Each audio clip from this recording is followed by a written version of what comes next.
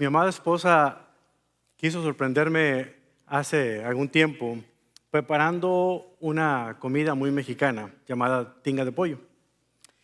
Como ella nunca había hecho nada por el estilo, decidió mandarle un mensaje de texto a algunas de las damas de la iglesia, sobre todo las que son mexicanas, para preguntarles cómo se hace la tinga de pollo. Nunca se imaginó que lo que iba a recibir como respuesta eran 10 formas distintas de cómo hacer tinga de pollo.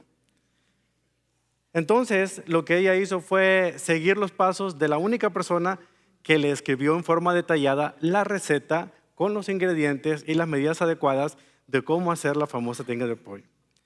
Y el resultado fue maravilloso, delicioso. Ella siguió al pie de la letra esa receta, así es que desde entonces ella la hace de vez en cuando y cada vez le sale igual de rica.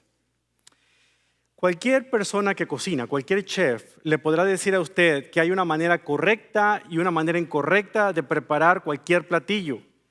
Si bien hay de gustos a gustos y de formas de preparar, como lo que cocinaba la abuela o la mamá o qué sé yo, pero hay un proceso definido que se usa para combinar todos los ingredientes y pueden ponerse en una receta en particular. Cuando se sigue, uno puede lograr resultados muy similares a los de la persona experimentada. La clave está en seguir al pie de la letra lo que dice la receta.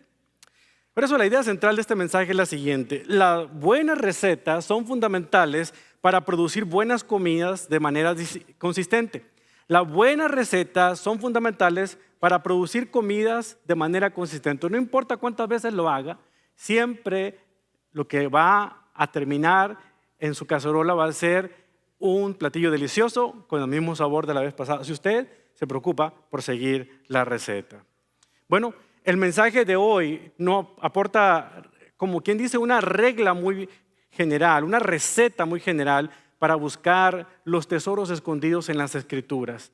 Y no exagero si les digo que si usted presta mucha atención a esta receta y la pone en práctica, tiene el potencial de transformar su vida. Así como lo oyó. Tiene el potencial de transformar su vida. Al menos transformó la mía, porque en 1997, cuando yo era estudiante del primer año en el Seminario Teológico de Dallas, tuve la oportunidad de estudiar una materia muy particular. Yo desde hace mucho tiempo soñaba con la idea de poder enseñar las Escrituras de una manera distinta. Generalmente yo agarraba un libro, entendía una lección y así como estaba la lección la enseñaba. Pero yo descubría que el autor de ese libro tenía una forma muy particular de enseñar y yo quería aprender cómo le hizo esa persona para prepararse. Alguien tuvo la maravillosa idea de invitarme a tomar una clase y ahí pude darme cuenta de que hay una forma de saber cómo estudiar la Biblia por mí mismo en lugar de utilizar los mensajes de alguien más.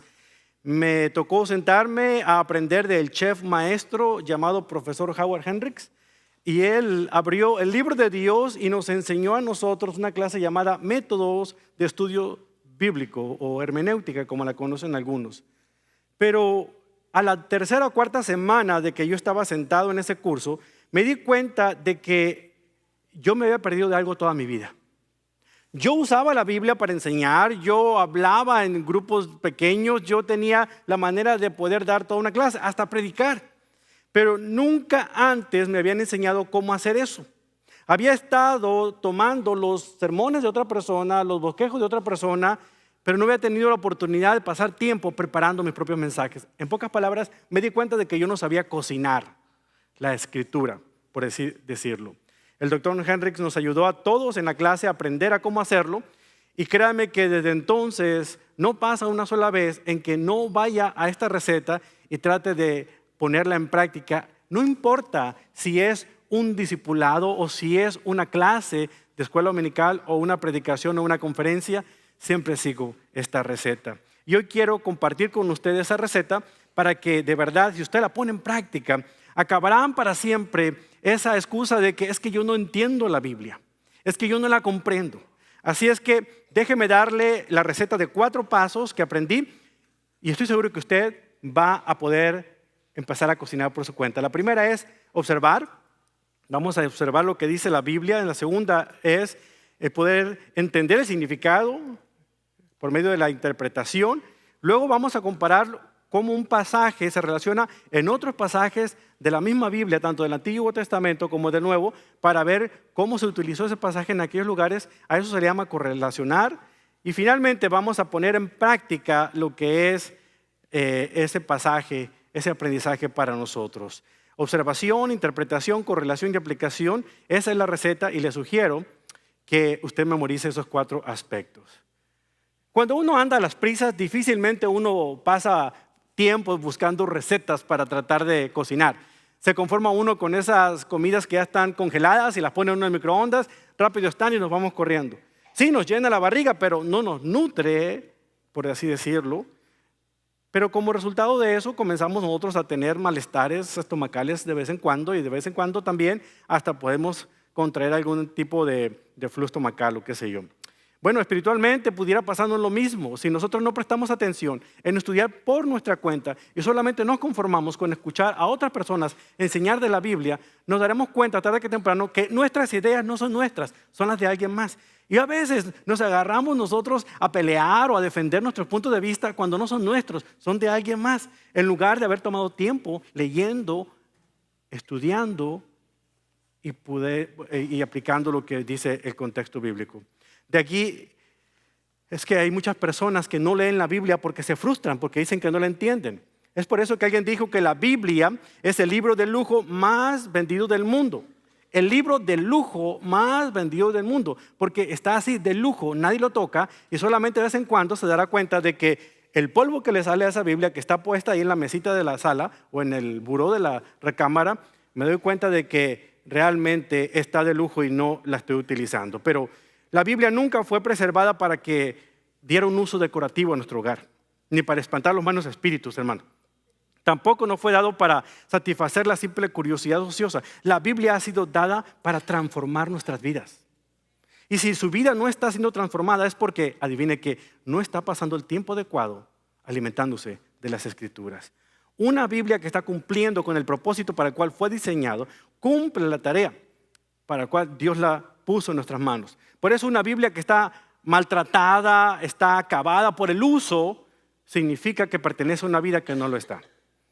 Así es que cuando más estudiemos la palabra de Dios, vamos nosotros a aprender cómo cocinar esas delicias espirituales.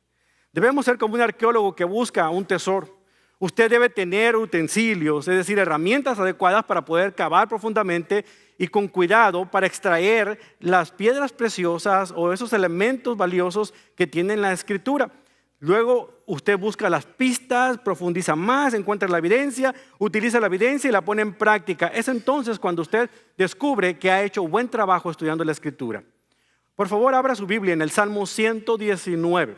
El Salmo 119, un salmo que nos ayuda a nosotros a amar, vivir y aprender la palabra de Dios. Y en lo que queda del tiempo vamos a memorizar todo el Salmo 119.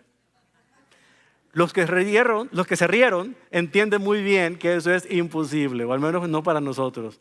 Son los que de vez en cuando abren la Biblia y se dan cuenta que el Salmo 119 es el capítulo más largo que tiene la Biblia y el salmo más largo que también contiene allá. Salmo 119, voy a estar leyendo de la versión de la Nueva Traducción Viviente, pero usted sígame en la versión que usted traiga. De preferencia, sígame si trae una Biblia. Yo voy a animarle a que traiga una Biblia de estudio. Ahorita voy a explicarle por qué. No importa que usted tenga su teléfono, iPhone o tableta, a partir de este mensaje usted va a tratar de procurar traer su propia Biblia. ¿Por qué? Porque va a considerarla necesario. Porque en esa tableta usted no va a poder escribir cosas que va a estar escuchando aquí. Así que preparemos. Antes de comenzar, permítame darle algunas sugerencias importantes, pero voy a comenzar hablando un poquito acerca de este salmo, el Salmo 119, con algunas características muy importantes. En este pasaje podemos darnos cuenta que la Biblia misma nos habla de la importancia de aprender la Biblia, las Escrituras, y también de enseñarla a otras personas. Allí en el Salmo 119 encontramos estas características fundamentales para que tome nota. Primero, el nombre Salmos viene de la palabra griega, salmos, así se dice, fue una transliteración. Y en plural es salmoi, que significa en español salterio. Quiere decir que son poemas que se cantan con acompañamiento de instrumentos de cuerda. Todos los salmos es como si fuera un libro de canto. De hecho, se considera el himnario de los israelitas, de los hebreos. Ese era el libro que buscaban para entonar sus alabanzas al Señor. Por lo tanto, este es el himnario hebreo y vamos a abrirlo. Algunas personas consideran que todos los salmos los escribió David, pero no los escribió todos David. De hecho, este salmo tiene un autor desconocido. Hay algunos dicen que fue David por la forma como él habla con pasión acerca de la palabra de Dios, pero también se le adjudica al sacerdote Esdras, que lo escribió justamente cuando hubo la reconstrucción del templo y se leyó la palabra de Dios por primera vez al pueblo, a la nueva nación que había vuelto de la cautividad. Es una meditación repetitiva que abarca la belleza de la palabra de Dios y cómo esta nos ayuda a nosotros a permanecer puros y a crecer en la fe. Otra observación que encontramos es la composición de este salmo. Salmo 119 es un salmo, y como dije anteriormente, es el capítulo más largo que tiene la Biblia. Tiene una construcción muy particular, es un poema acróstico alfabético. Consta de 176 versículos con 22 estrofas. Y cada estrofa tiene 8 versículos en particular. Échele pluma, calcule. 22 por 8 le da 176. Cada estrofa comienza con una correspondiente letra hebrea. Ese detalle se pierde en las traducciones modernas, sobre todo en la traducción al español. Pero, por ejemplo, si usted tuviera una Biblia en hebreo, en el idioma original, se daría cuenta que los primeros 8 versículos de la primera estrofa, todas comienzan con la primera letra del alfabeto hebreo, como es la Aleph. Ahí en la siguiente slide va a encontrar una comparación que le estoy dando. Por ejemplo, aquí está la primera letra del alfabeto hebreo. Cada versículo de esta estrofa comienza con la letra Aleph, lo cual se puede apreciar en el área sombreada que viene allí en esta filmina. Usted va a ver todo es como inicia cada una de los versículos de este salmo y todos tienen la misma letra. Es como un acróstico. Si usted pasa a la siguiente estrofa, usted se va a dar cuenta que es la siguiente letra, Beit, y así sucesivamente hasta acabar las 22 letras del alfabeto hebreo. ¿Por qué el salmista se preocuparía de trabajar de esta manera con un salmo de esta forma? ¿Por qué cree usted? Qué bueno que se hace la pregunta. Se la voy a responder. Porque realmente era mucho más fácil poder aprender a memorizar pasajes de la Escritura, salmos como este, cuando se hacían en forma acróstica. Los niños aprendían no solamente a memorizar la Escritura, pero aprendían el orden del alfabeto hebreo. Porque en su Biblia aparece ahí arriba como una especie de título en cada estrofa. Aleph, Beit, Dalet, ¿se dan cuenta? Si usted sigue todo eso hasta el final del Salmo 119, ahí tiene usted el alfabeto hebreo, de principio a fin, 22 letras. Entonces, los acrósticos como este eran de ayuda en la memorización de la Escritura. Así es que si usted quiere comenzar con la tarea de memorizar el Salmo 119, le acabo de dar una pista. Todas comienzan con la primera letra de cada una de las letras del alfabeto hebreo. Por lo tanto, el Salmo 119 es un canto de agradecimiento a Dios por habernos regalado sus mandamientos, es decir, su ley, su palabra. Es un reconocimiento al efecto positivo que la ley de Dios tiene sobre nuestra vida. Pero además de eso, hay algo bien interesante, porque excepto 3 versículos, del 1 al 3, de hecho 4, el 115 también, están dirigidos a terceras personas, pero todos los versículos del Salmo 119 están dirigidos a Dios.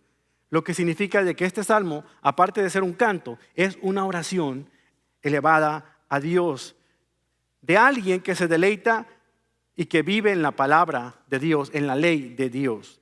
Todos, excepto el Salmo 1 al 3 y el 115, hablan acerca de Dios. Fíjense cómo dice el versículo 1.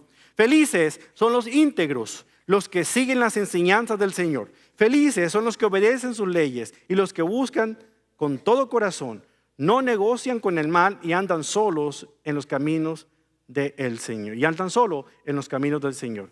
¿Se da cuenta? Estos versículos están describiendo a una persona que toma la palabra de Dios con seriedad, pero describe a esa persona, la actitud de esa persona. Pero cuando llega el versículo 4, aquí el salmista cambia, en lugar de hablar de alguien más, se dirige a Dios y comienza a decirle al Señor, empleando aquí el pronombre personal tú, tú nos has ordenado que cumplamos cuidadosamente tus mandamientos. Oh, cuánto deseo que mis acciones sean un vivo reflejo de tus decretos. Entonces no tendré vergüenza cuando compare mi vida con tus mandatos. A medida que aprendo tus justas ordenanzas, te daré las gracias viviendo como debo hacerlo. Obedeceré tus decretos.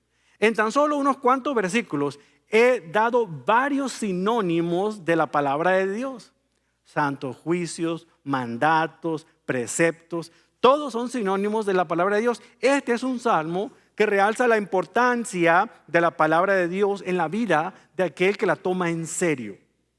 Es raro encontrar un versículo que no hable de la palabra del Señor. A medida que continuamos leyendo, observamos que hasta este punto el salmista se propone exaltar la palabra de Dios. Vea lo que dice el versículo 9. Una pregunta que muchos de los jóvenes aquí deberían de hacerse. ¿Cómo puede un joven mantenerse puro? Obedeciendo la palabra. Obedeciendo tu palabra. Me esforcé tanto por mantenerme puro, por encontrarte. No permitas que me aleje de tus mandatos. He guardado tu palabra en mi corazón para no pecar contra ti.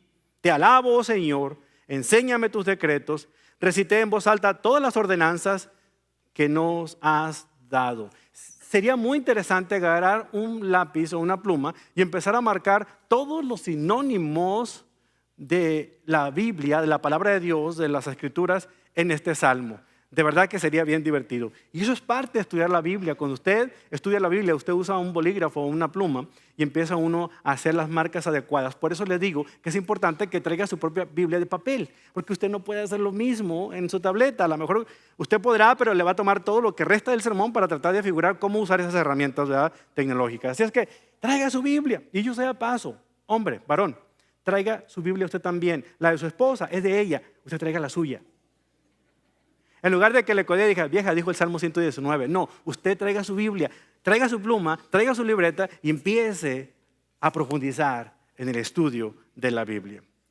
Permítame agregar aquí que hacer este tipo de observaciones va a tomar tiempo. Por eso estudiar la Biblia no se hace a las carreras, a prisa. Si usted nunca lo ha hecho, le va a costar trabajo. Si lo ha hecho, se ha descubierto que se va a cansar. Pero cuando lo haga utilizando esta receta, usted va a encontrar algo fascinante al empezar a estudiar la palabra del Señor.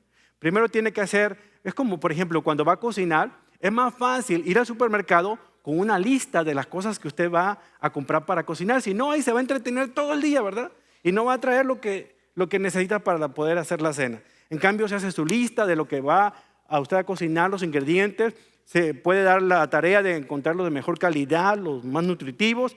Bueno, de la misma manera, estudiar la palabra de Dios debe de tomar el tiempo adecuado para poder profundizar de una manera clara. ¿Por qué es importante hacerlo? ¿Por qué es importante estudiar por cuenta propia y no solamente venir el domingo y escuchar cuando alguien predica?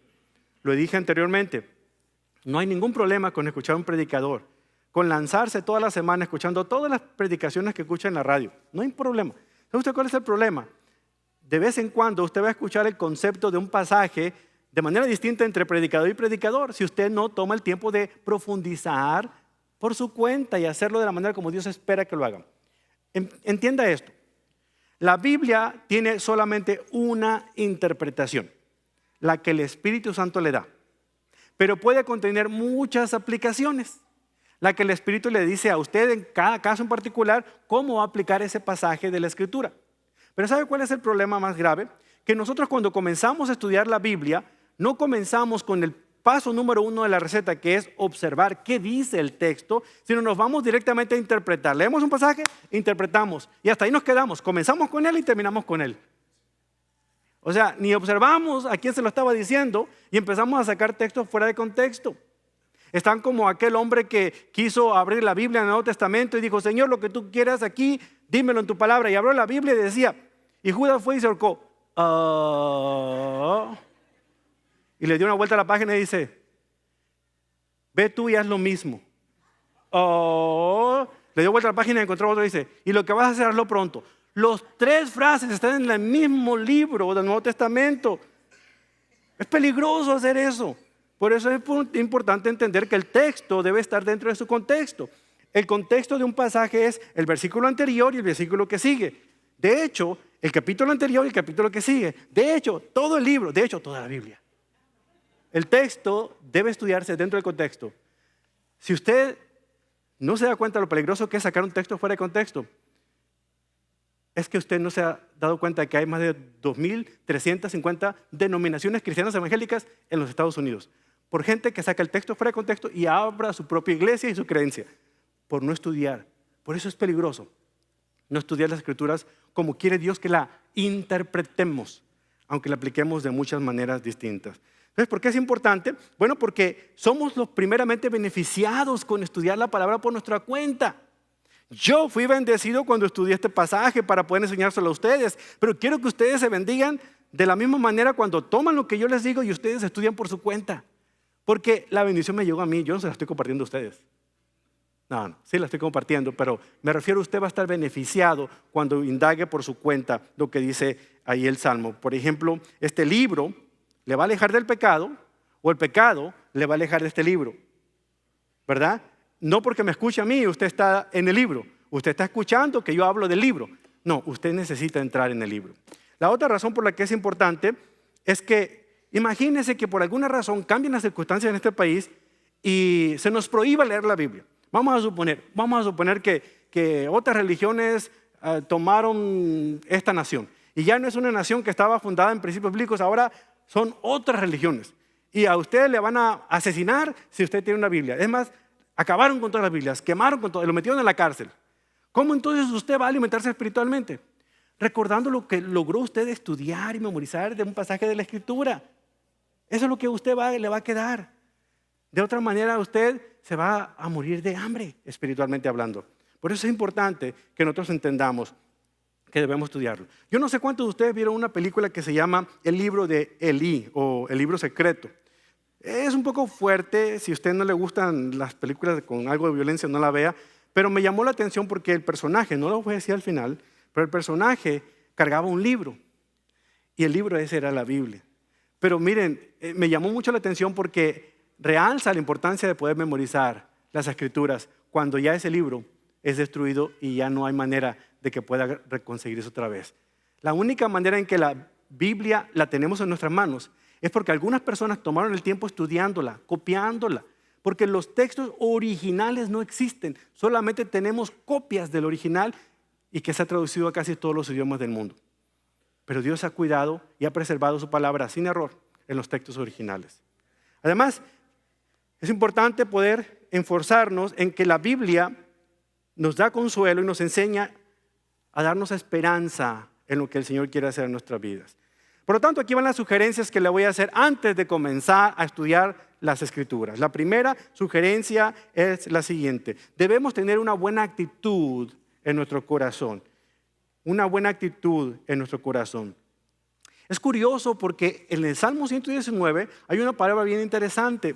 Habla de la palabra entusiasmo. No aparece ahí, pero está implícita en todo lo que el salmista está diciendo. Hay un entusiasmo por la palabra de Dios. Pero la palabra entusiasmo es interesante porque se compone de dos palabras. Una, la primera frase en, que significa en, y la segunda es theos, que significa Dios. Una persona entusiasmada es literalmente una persona que está en Dios.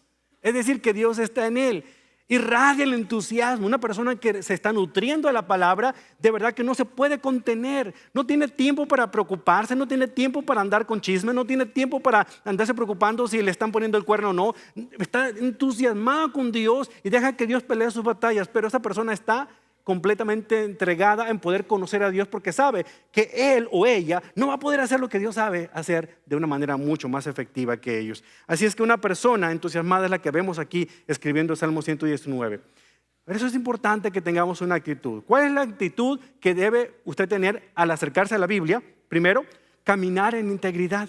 Tener integridad y pureza personal. El versículo 1 lo dice: felices son los íntegros, los que siguen las enseñanzas del Señor.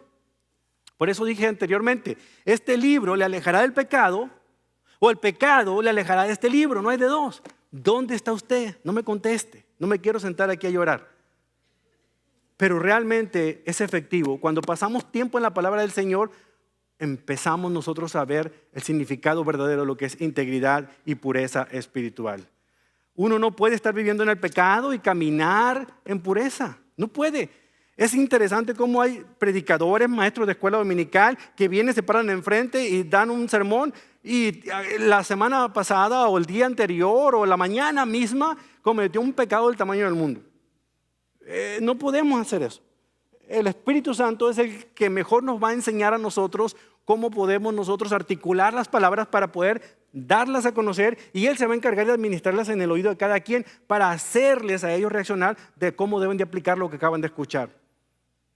Pero el Espíritu Santo no me va a ayudar si mi vida está llena de pecado. Lo que van a escuchar ustedes son palabras humanas, punto. Y en este mundo hay iglesias que predican palabras humanas hasta para aventar para arriba. Y sí, las iglesias están llenas. Porque si tiene un orador famoso, si tiene un orador elocuente y un buen director de alabanza, usted tiene una iglesia. No necesita el Espíritu Santo ya. Es por eso que muchas personas cuando van a una iglesia así dicen, ay, aquí está el Espíritu. No sé qué Espíritu está hablando la persona, pero no es el Espíritu Santo. El Espíritu Santo es el que me redarguye por dentro, el que me hace decir, eso es lo que el Señor está diciendo realmente a mi corazón. Segunda cosa que debemos tener como actitud es una disposición de obedecer sus mandamientos. Vea lo que dice el versículo número 2. Felices son los que obedecen sus leyes y la buscan de todo corazón. El Señor no le va a arrastrar a usted, hermano, no le va a jalar de brazos, de las orejas, para que usted tenga disposición para servirle. El Señor es un caballero, no le va a empujar. El Señor por eso dice en un pasaje en Apocalipsis 3:20, cuando habla de la iglesia, esto no es para inconversos, es para creyentes, y dice, yo estoy a la puerta y llamo. No dice, estoy a la puerta y le voy a dar una patada si no me abres. No, estoy a la puerta y llamo. El que escucha mi voz y abre la puerta, yo voy a entrar ahí con él y voy a cenar con él y él conmigo. Vamos a tener comunión. ¿Se da cuenta? El Señor no le fuerza a usted para obedecerle. Pero la palabra del Señor nos impacta de tal manera que la manera natural que sale de mi corazón para alabar al Señor no es por medio del canto, sino la obediencia a lo que Dios dice en su palabra. En tercera actitud es un compromiso con el tiempo. Debemos pasar tiempo leyendo, orando y meditando en la palabra. No va a suceder en los 45 o 50 minutos de un sermón el domingo. Necesito pasar el tiempo.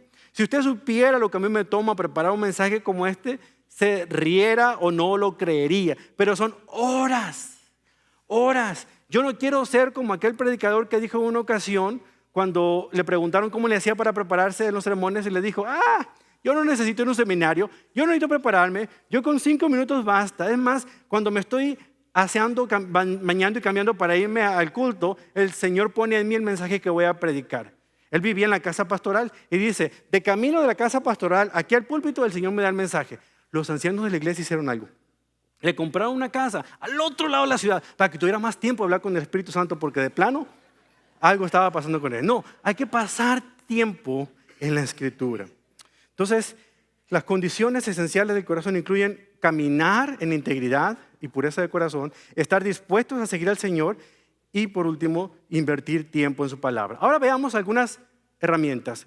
Cuando usted en la cocina va a empezar a cocinar, y sobre todo si es una cocina nueva, si nunca la ha usado, lo primero que tiene que hacer es, si tiene las cacerolas, si tiene las cucharas, si tiene todo lo que son los utensilios necesarios para empezar a cocinar, ¿verdad?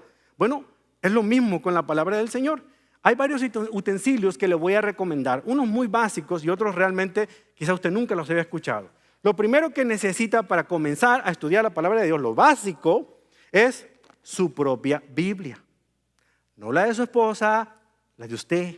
Y si es posible de papel, mejor.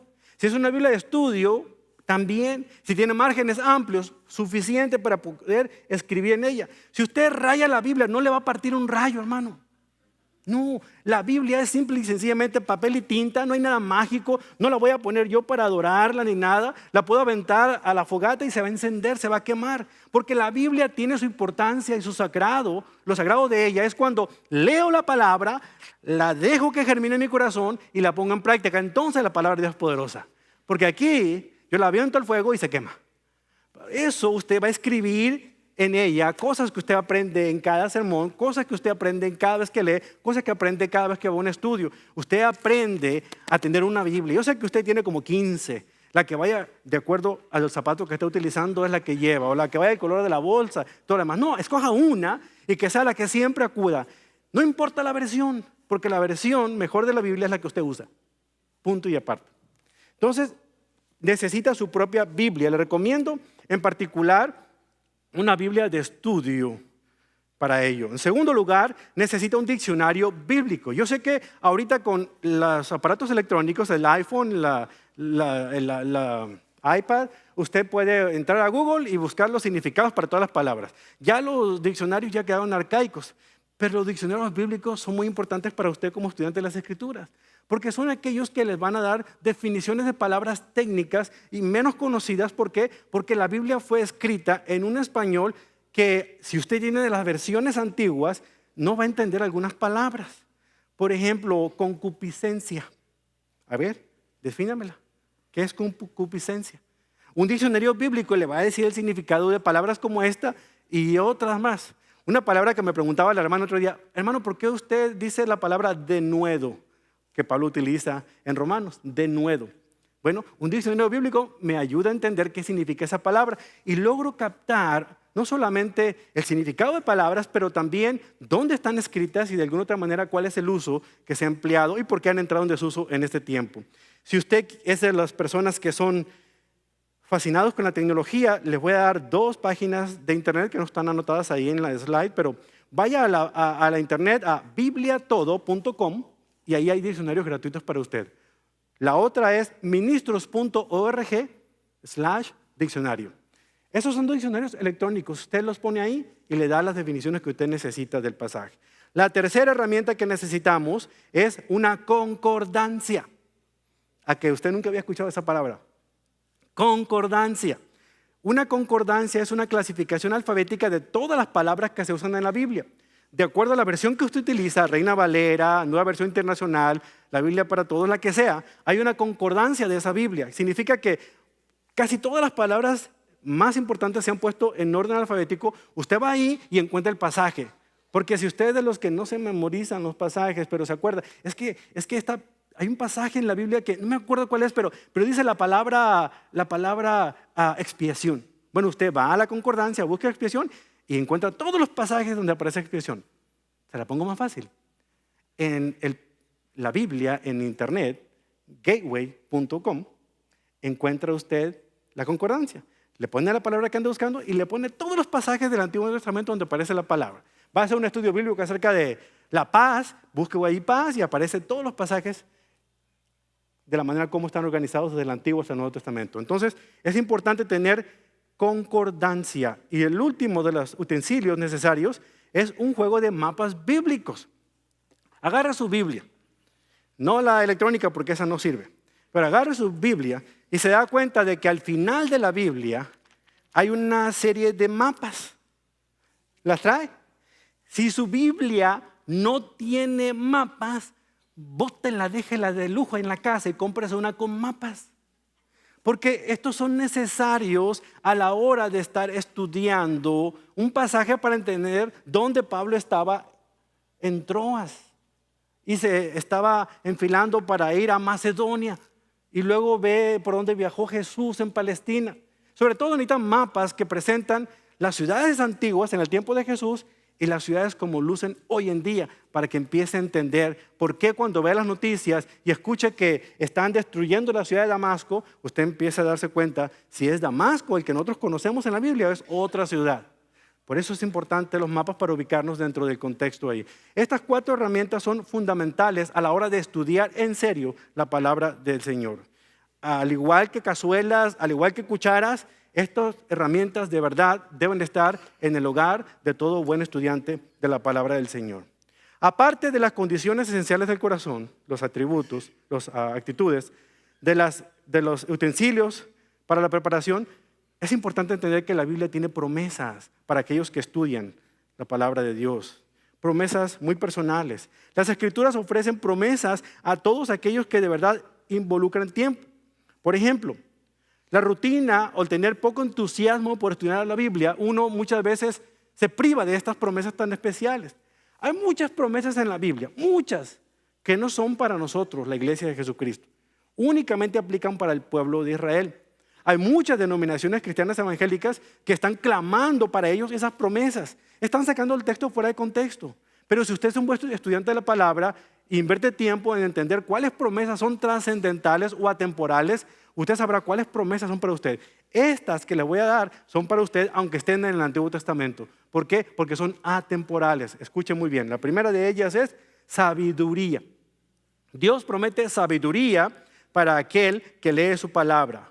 Salmo 119, versículo 97 dice: oh, cuánto amo tus enseñanzas. Pienso en ellas todo el día.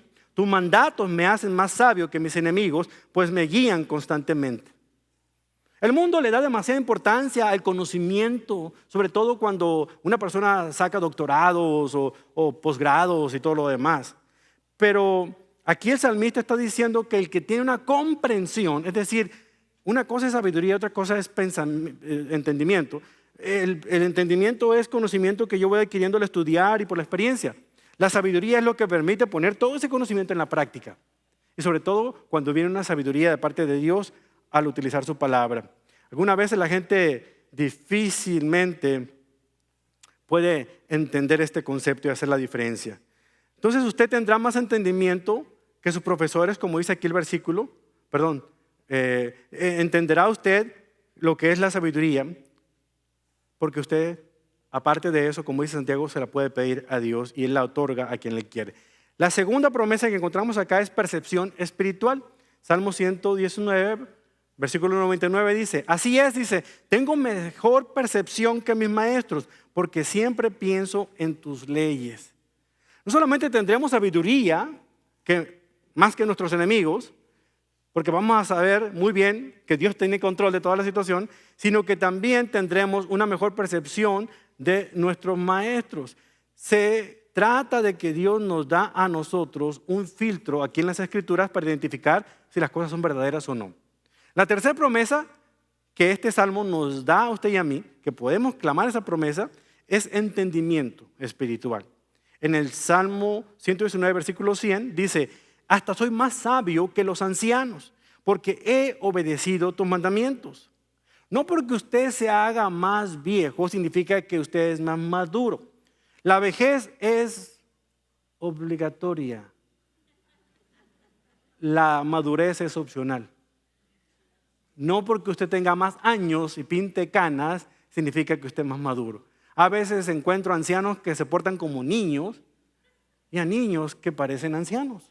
Porque realmente el entendimiento es algo que se adquiere, que se puede tener. Dice aquí: me negué a andar por cualquier mal camino. O sea, él tomó la decisión de no andar por cualquier mal camino, a fin de permanecer obediente a tu palabra. No me he apartado de tus ordenanzas, porque me has enseñado bien.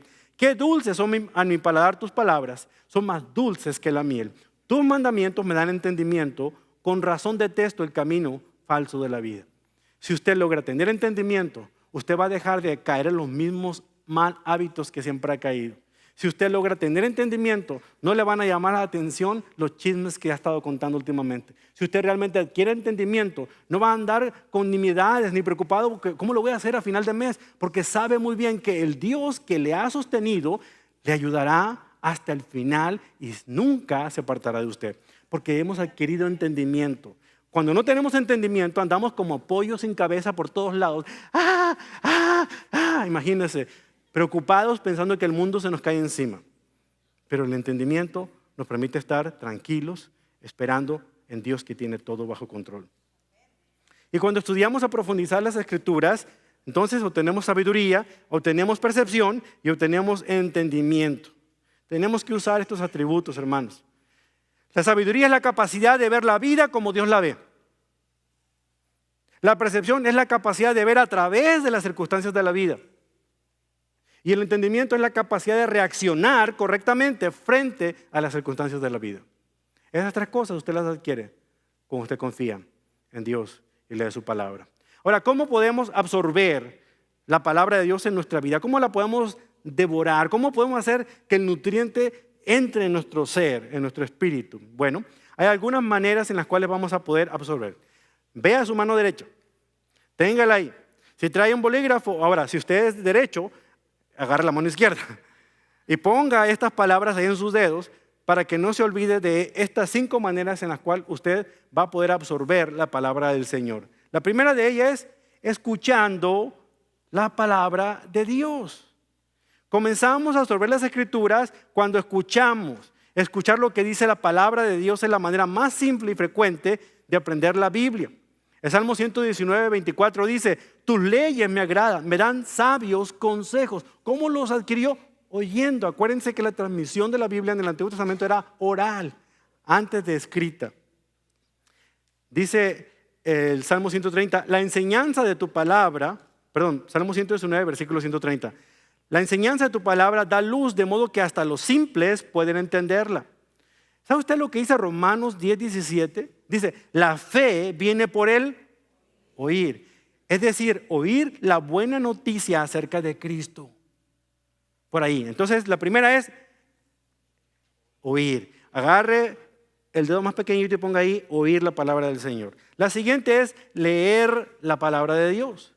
Suena básico, pero hay que leerla, aparte de oírla. En segundo lugar, absorbemos la verdad de Dios al leerla. La Biblia no es un conglomerado de palabras misteriosas y difíciles que están hilvanadas ahí para confundirlo. Están puestas ahí para que usted las lea. Puede aprender cómo lidiar con las personas difíciles en su trabajo. Se aprende en la Biblia a tener paciencia y cómo adquirir esa paciencia. Pero usted la quiere ahorita y ahí está el problema. Puede recibir orientación y fortaleza en medio del sufrimiento. El Salmo 119, versículo 18 dice, abre mis ojos para que veas la verdad maravillosa que hay en tus enseñanzas. Entonces, la primera es oír, la segunda es leerla. Tercero, estudiarla.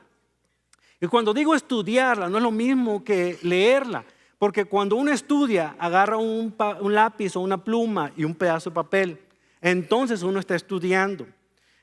Dice el gran fundador de los navegantes, Dawson Trotman, los pensamientos se desmarañan cuando pasan a través de los labios a las yemas de los dedos. Es verdad. Podemos estudiar algo cuando ya logramos escribirlo, ¿verdad? Entonces, debemos de tomar nota de aspectos, marcar, encerrar en un círculo, subrayar. Eso es lo que nos permite a nosotros ir estudiando la palabra del Señor. Sir Francis Bacon dijo, la lectura hace al hombre completo, la conversación lo hace ágil, pero la escritura lo hace preciso. ¿No quiere que se le olvide el compromiso que ha hecho con una persona la semana que entra? Escríbalo, porque si confía acá, no va a funcionar. Usted se cree que tiene el pensamiento y se acuerda de todo lo que ha prometido, mejor escríbalo. Si es que si usted dice que nos vamos a ver aquí el miércoles a las 2, escríbalo. Póngalo ahí en su libreta electrónica o como sea, pero escríbalo.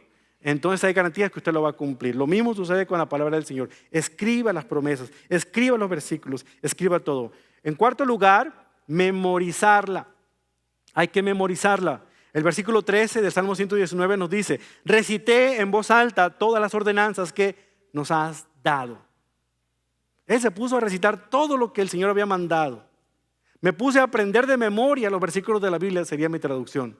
Debemos memorizarla. ¿Cómo lo hacemos? Escriban tarjetitas, póngalas ahí, o usted puede conseguir en una librería cristiana lo que se llama Pan de Vida, que son muchas tarjetitas donde hablan de promesas, y memorícelas, pongas donde se está usted lavando los dientes, donde está rasurando, en el tablero del auto, donde está lavando los platos, donde usted empieza a recitar una línea a la vez, pero usted se va a dar cuenta lo maravilloso que es poder citar un pasaje de la Escritura o un libro completo de la Biblia sin necesidad de leerla.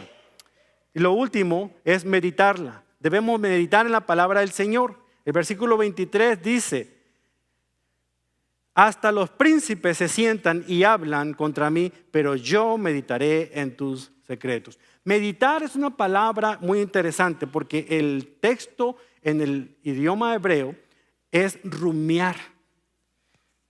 ¿Ustedes saben cuáles son los animales rumiantes? Las vacas. ¿Las ha visto cómo están masticando? No sé qué mastican, pero están. A veces algunas personas que traen chicle, los veo que parecen vacas. Bueno, usted ya está más cerca. Porque rumiar, la palabra del Señor significa estar masticando, estar meditando en ella. Y la vaca de vez en cuando hace lo que no veo que haga usted con el chicle. se traga lo que está masticando, lo que está rumiando, y al rato lo vomita otra vez en la boca y lo sigue rumiando. Eso es lo que simbólicamente debemos hacer con la Escritura. Leemos un pasaje, meditamos en él, al rato meditamos en él otra vez, y al rato meditamos en él otra vez, y estamos todo el día rumiando la palabra de Dios. Así es que en lugar de masticar el chicle que anduvieron masticando este día, empiece a rumiar la palabra del Señor, meditarla. Entonces debemos oír, debemos ¿qué? Leer, debemos estudiar, debemos memorizar, y al último, ahí tiene ya los 5 dedos. Qué bueno que no tiene 6, si no le diera otro más, porque esa sería la oración. No, no es cierto. Bien, ahora entendamos cuán importante es utilizar esto. Ahora viene la receta, y con ese término, ¿por qué es importante utilizar la receta de la cual acabo de hablar? Imagínese, por ejemplo, que un piloto experimentado le invita a usted y a su familia a dar una vuelta en el avión, en la avioneta. Usted nunca ha subido una avioneta y está fascinado porque va a subirse y va a surcar los cielos en esa avioneta.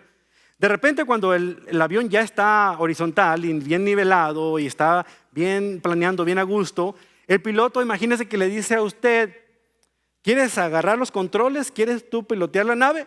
Usted nunca lo ha hecho, pero piensa que está fácil porque está suavecito el asunto, ¿verdad? Entonces empieza a agarrar, mientras allá atrás viene su esposa y sus chamacos diciendo: ay, cuídate, chon, porque aquí está bien alto, mira.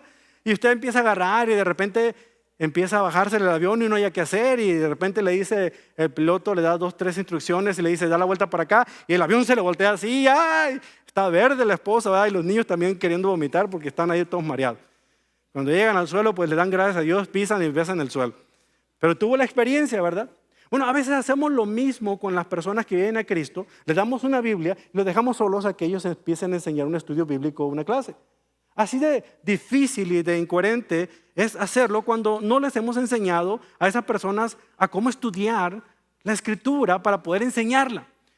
A lo mejor a usted nadie le ha enseñado cómo estudiarla. Por esa razón usted nunca se pone como voluntario cuando le invitan a enseñar el estudio bíblico en su casa. O a lo mejor de alguna otra manera ni siquiera ya lo estudia por usted mismo porque no sabe por dónde empezar. Bueno, siguiendo esta receta, usted va a poder tener la oportunidad de aprender cómo poder profundizar en las Escrituras de la Biblia. La receta es el método que empleamos para estudiarla.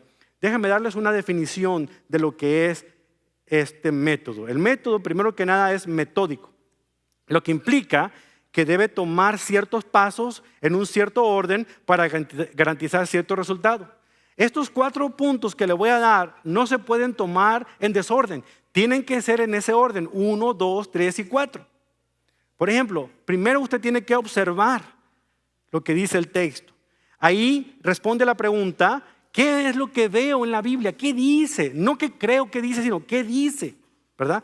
Debo entender cuáles son los hechos. Usted asume el papel de un detective bíblico que está en busca de pistas allí. Entonces, lo primero es observación. Observación. Como un niño con una lupa, ¿verdad? Que está mirando ahí una mariposa y usted empieza a ver los colores que tiene. Así se acerca uno a la Escritura. Ese punto nada más es para ver qué dice. ¿Qué dice?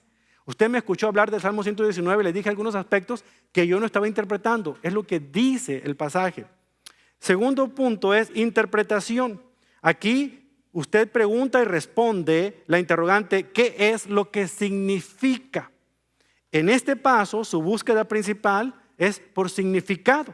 Desafortunadamente, muchos estudian la Biblia aquí. Ahí empiezan y ahí terminan. Nadie observó y nadie aplicó.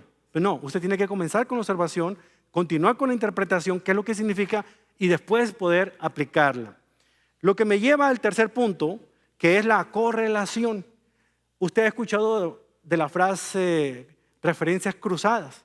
Hay Biblias que tienen referencias cruzadas.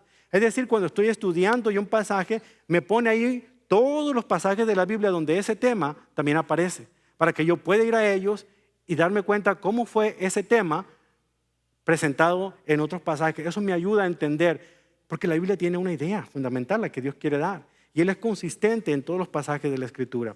Por eso hago una correlación. Y al último, es importante ver la aplicación. ¿Qué diferencia práctica hace esto a mi vida? ¿Cómo la aplico en mis circunstancias? Muchas personas dicen que la Biblia es relevante, para sus vidas, pero no ponen en práctica, entonces no es relevante. Si usted no pone en práctica la Biblia, no es relevante para usted ni para nadie más. La Biblia va a cambiar su vida si usted la pone en práctica, eso sí. No la va a cambiar si usted nunca pone en práctica sus principios. Ahora, en segundo lugar, el método es metódico con el objetivo de volverse receptivo y productivo. Ese método primero usted lo tiene que aceptar, que asimilar, y después lo tiene que enseñar a otros, tiene que fluir. Voy a hacer esta comparación. Cuando un espermatozoide entra en el útero y trata de fecundar a un óvulo, nada va a pasar. Un espermatozoide por su cuenta y un óvulo por su cuenta no producen vida, no se reproducen. Tiene que ser el contacto de ambos para que se produzca la vida. Bueno, hay una combinación bien interesante con la palabra de Dios y cuando una persona que la estudia, la pone en práctica, cuando las dos cosas realmente hay una reproducción porque la persona comienza a vivir lo que está aprendiendo y se comienza a notar en su diario vivir. Entonces, con razón nosotros no nos reproducimos en otros discípulos porque no nos estamos alimentando, ni estamos obedeciendo la Biblia. Estamos tragando y estamos como si fuéramos desagües, destapados. Cae algo y se va, cae algo y se va. Pero no ha pasado de mi mente al corazón y ha hecho lo que Dios intentó hacer con su palabra, que es cambiar vidas. Si la Biblia no le ha cambiado a usted, no le eche la culpa a la Biblia o a la versión que está utilizando. Ni siquiera al pastor que está enseñando. La culpa únicamente es usted porque no ha puesto en práctica lo que la Biblia dice. Entonces, en tercer lugar, el método es metódico con el objetivo de volverse receptivo y reproductivo por medio del conocimiento de primera mano. No basta con que su esposa sea parte del grupo de damas de la iglesia. No basta con que usted venga a escuchar el sermón una vez a la semana. Necesita meterse a la cocina. Necesita remangarse la camisa, agarrar los utensilios y comenzar a cocinar. Es la única manera en la que usted va a poder absorber este pasaje. Esta es una descripción general de hacia dónde vamos y cómo vamos a llegar allá. Por ejemplo, la receta es observación, ¿qué es lo que veo en el texto? Interpretación, ¿qué es lo que significa el texto? Correlación, ¿cómo se relaciona esto con otros textos de la Biblia? Y aplicación, ¿qué diferencia práctica hace esto en mi vida? Al igual que un experto chef de cocina que revisa los estantes de cocina y se da cuenta de qué es lo que tiene allí para empezar a cocinar y busca los de mejor calidad, comenzar el proceso de preparar alimentos espirituales es igual. Necesitamos entender qué es lo que tenemos para poder empezar a elaborar con ello el alimento necesario que va a cambiar nuestras vidas. Por cierto, mi esposa cada vez que hace tinga de pollo le sale deliciosa, deliciosa. Ya sé el sabor, ya me lo imagino, siempre se me antoja.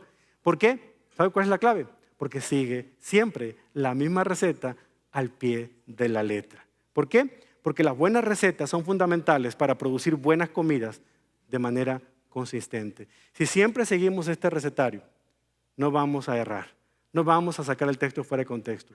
Vamos a entender no solamente lo que Dios quiere decirnos en su palabra, sino cómo ponerlo en práctica.